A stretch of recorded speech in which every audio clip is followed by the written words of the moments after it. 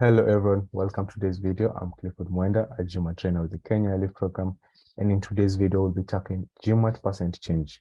And we'll introduce first what percent are or percents are, and then diving into percent changes and sequential percent changes.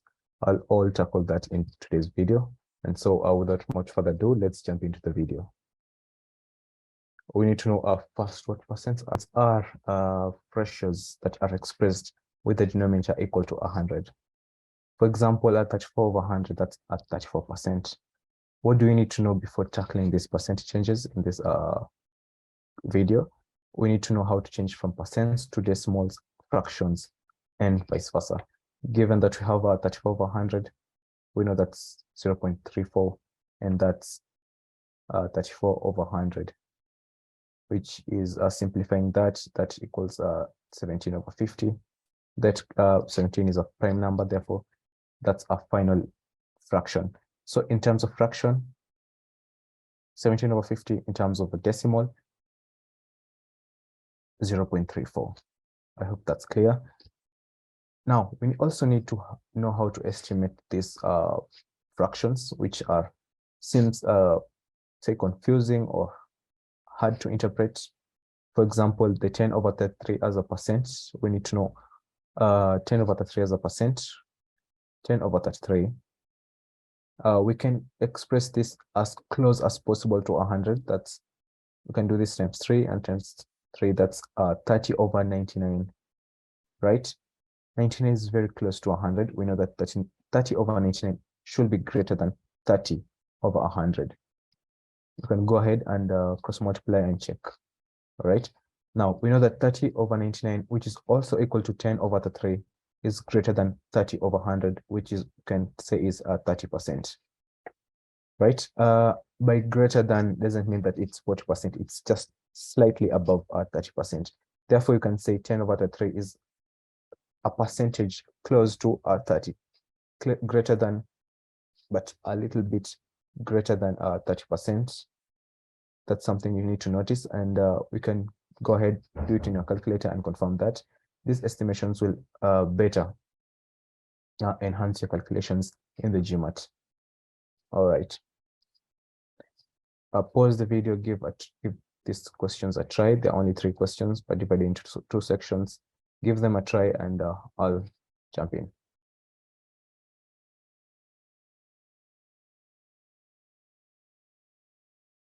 What's 71% to 1500? I can do that. 71 over 100 times 1500. This is a factor of 100. Factor of 100, that's 71 times 15. This is 71 times 10 plus 5, 710 plus 71 times 5, that's 5. 5 times 7, that's 35. 355. Add this together, that's 5, 6, and 10. All right. 64% is what percent of 800?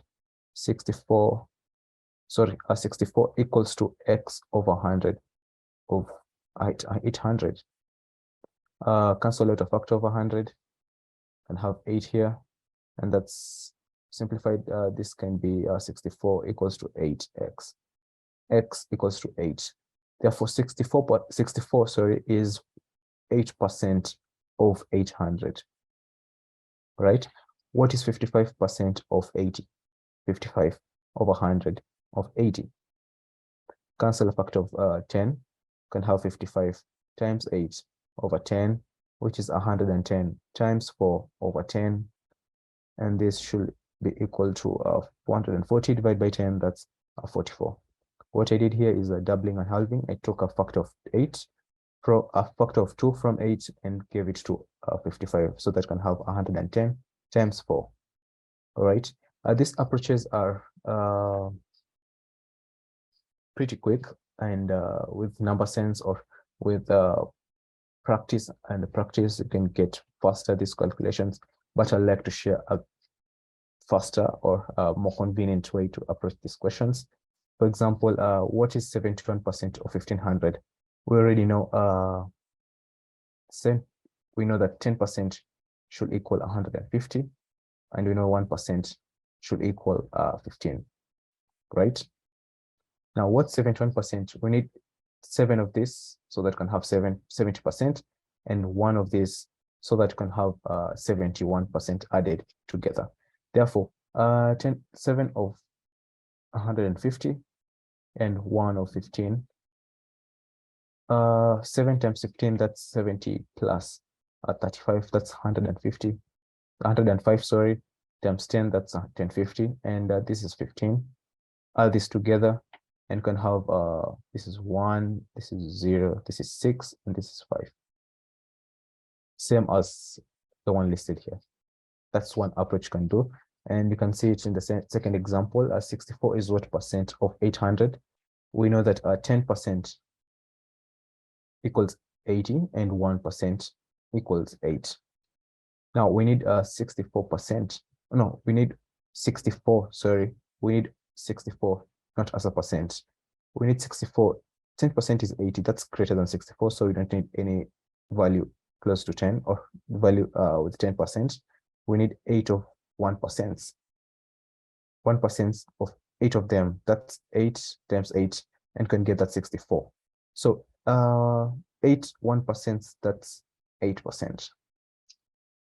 I hope you can see that. What is 55% of 80?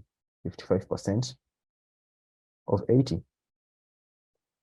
I've used the previous approach, but logically thinking, you can see that this is 50% plus 5%. We know that 50%, that's a half, equals to 40. Therefore, 5%, just remove a factor of 10 and you can have 4 here. And add those together, can have a 44. As you can see, there are few writing, except from this question, which I explain more. And as you can see, practicing the right side bit, it's a bit faster and can save you seconds during a test, right? Now let's tackle percentage change. Tackling percentage change, you need to know one major concept, one key factor in percentage changes, and that's the multiplier, which is a decimal fraction you can use to represent a percent increase or a decrease. For example, item increased by 30% should be a 1, that's 100%, plus 30% is 0.3 as a decimal, and that equals 1.3. That's the multiplier of item increased by 30%. What if the item is decreased by 30% or 20% or any other fraction, any other percentage, sorry? That's 1 minus the multiplier, the decimal of 30%, so that you can have 0.7 as the multiplier of a 30% decrease. Therefore, the new price of an item, given that it increased or decreased, is the multiplier times the old price of the item.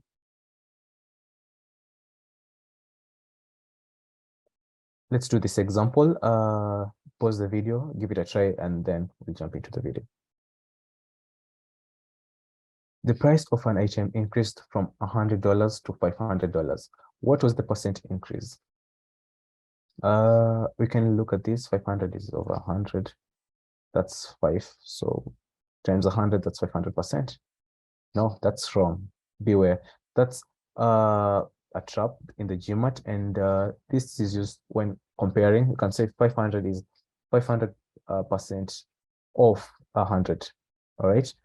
But in our case, we asked about percent increase. That's what was the increase percentage in percentage terms. So 500 minus 100 divided by 100.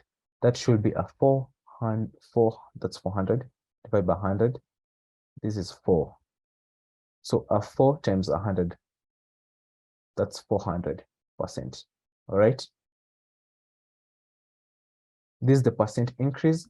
However, 500 is 500% of 100. Now, this is a major trap in the GMAT. Unless you asked about comparing these two values, the $100 and the $500, that's you can say that's 500%. $500 is 500% of $100, but the percent increase equals to 500 minus 100 over 100, and that should be a 4. That's 400%. You do this times 100, that's 400%. So watch out for this trap in the GMAT or while studying. Here's a practice question. Give it a try and I'll jump into the question.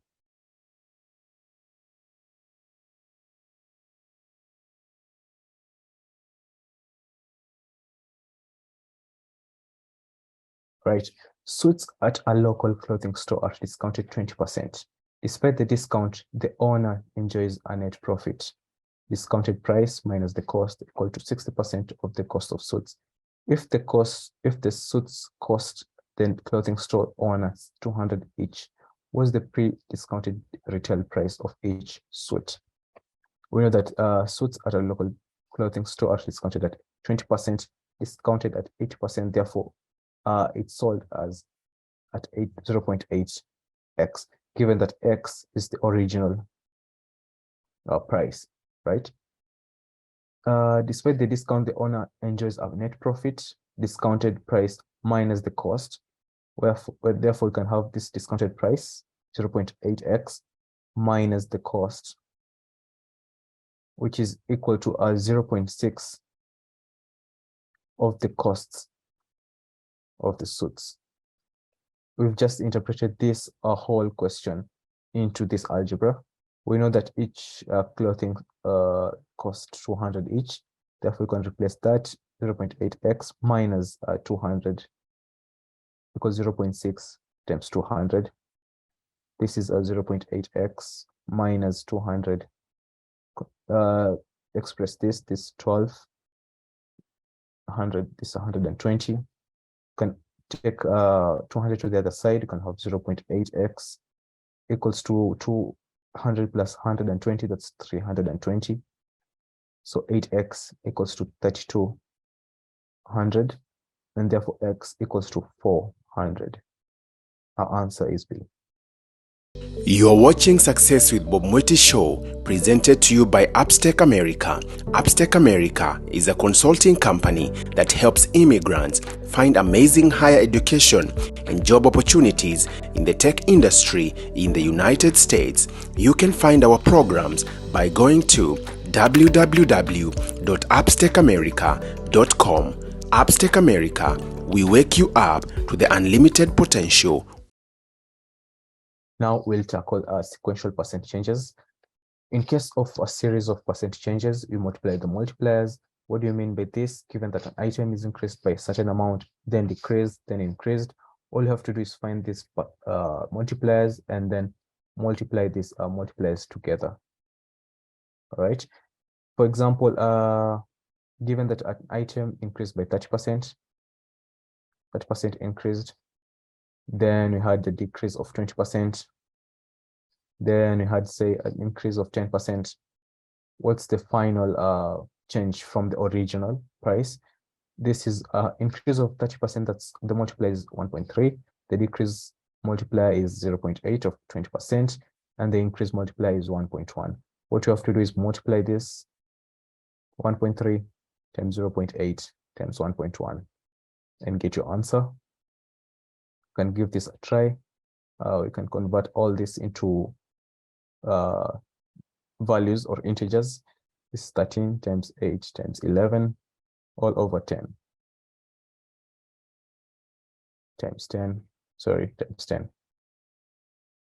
This is 88 times 13 over 1000. That should be 88 times 10 plus 3. I hope you've seen this approach. Times 3, this is 880 plus 88 times 3, this is 240. Let's do this. 88 times 3, this is 240 plus 24. That's 264. This should be 4 here. This is 14 here, 4. Yeah, this is 8, 10, 12, 11. Right. Therefore, divided by 1000, this is 1.144. Therefore, the multiplier for the change in price or percent change from the original to the final price, that's 1.144, meaning that the price or the percent was a percent increase of 14.4%. Here, the common mistakes that we do when using these multipliers in sequential percent changes: an increase and a decrease of the same percentage does not get us at the same position, given that we increase 15 by 50%, then decrease by 50%, we don't get to the same value. Let's do this so that you can see an increase of 50%, that's 1.5, and a decrease, that's 0.5. Multiply this together, you can have 15 times 5, that should be 75, and it's 0.75. Therefore, there was a decrease of 25% from the final, from the original to the final price. And another mistake we can experience is adding or subtracting these multipliers. Given that this price increased by 30%, decreased by 20%, increased by 10%, you had these multipliers 1.3 plus times or 0.8 times 1.1. Most students will add these multipliers instead of multiplying them. So beware and make sure you multiply this. Say an increase of 50%, a decrease of 50%. You don't 1.5 do 1.5 plus 0.5 to get a 10. So it can have a 2, sorry. But avoid this. This is clearly 200%, as you can see, which is very much of what we found in our first question when you tackle this question. Therefore, be careful with these multipliers. Do not add them and do not assume same increase and after then same decrease is equal to the same value that you had before. Increasing the original price of an article by 15% and then decreasing the new price by 15% is equivalent to increasing the original price by, now we have an increase of 15%, then an increase of 15%, that's 1.15 times 1.15 of the original, you get the new price, right?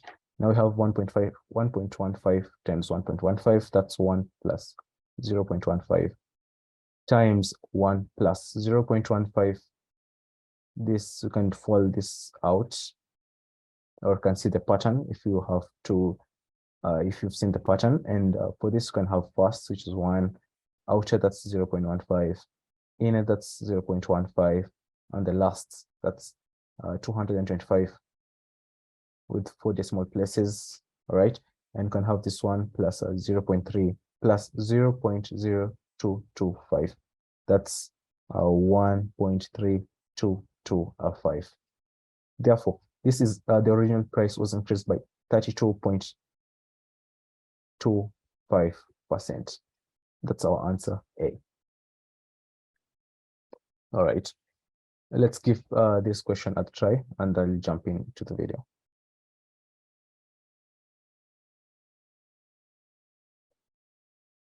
In August, Mr. John's earnings were 40% of the total earnings of John's household. Now, in August, you have 0.4x, where x is the total earnings of the John's households. In September, Mr. John earned 20% less. So therefore, he earned 0.8 of his normal wages. If the rest of the family income remained the same, therefore, in August and September, what was his earnings or Mr. John's earnings were closest to what percent of the total John family income in September? Therefore, since he earned 20% less, that's 0.8. 0.8 of 0.4x, right? That's 32. 0.32 of x. That was the new wages that John earned in the month of September, and that is the fraction or the portion of what Mr. John's earnings were compared to the John family income. All right, and therefore C should be our answer. Now we have a DS question. Give this question a try and I'll jump in. Let's start the choices. The retailer purchased a television set for X% less than its list price. Now we know X is 15. Now the retailer purchased a television set for 15% less than its list price, and then sold it for Y% less than its list price. What was the list price for the television set? All right, we sold it by 15% less than its list price. Sold it for Y% less than its list price. We know that this is 15% and this is Y%. Therefore, given that you have X equals to 15, how can you find the actual value? We only know the information, portion information, ratio information, percent information, but what was the real actual dollars in terms of dollars? We don't know. Therefore, this is insufficient, and therefore A and D are out. X minus Y is equals to 5, which means this can be very many combinations, and therefore statement 2 is also not sufficient, and therefore B is out. Combine these two, we can find the value of X as 15 and value of Y as 10, but these are still ratio information, and you can't find actual price, list price, which is the actual information in terms of dollars, in terms of yens, in terms of any value of money, you know, right? And therefore, even after combining these two statements, they're still insufficient, and C is also out, and the answer should be E. Thank you for watching this video. If you like this video, please like, subscribe, and please, for any questions that you have, please put them in the comment section. I'll see you in the next video.